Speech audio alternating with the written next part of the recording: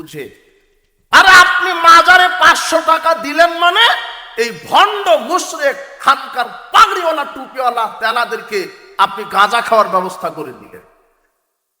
ওটা গাঁজা খাওয়া ছাড়া কিছুই হয় না, আর ভণ্ডামি ছাড়া কিছুই হয় না, ল্যাংটাপোনা ছাড়া কিছুই হয় না। যুবক, তুমি বলছো আমার লালন সঙ্গীত না শুনলে ঘুম আসে না। লালনকে তুমি চিনো? লালন কি জিনিস?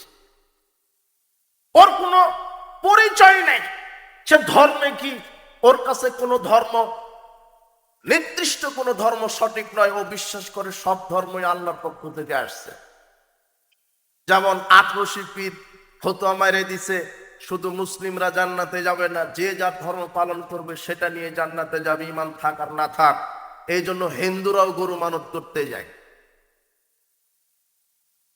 তো লালন হচ্ছে এরকম আড্ডা জগৎময়, তার কাছে সবই সমান। এই লালন সঙ্গীত এক শ্রেণীর, আমি এদেরকে সুশিক্ষিত বলি না, কুশিক্ষিত ব্যক্তি বলে লালন সঙ্গীত না শুনলে তৃপ্তি আসে না। অথচ লালন মতবাদ যে একটা যৌন মতবাদ।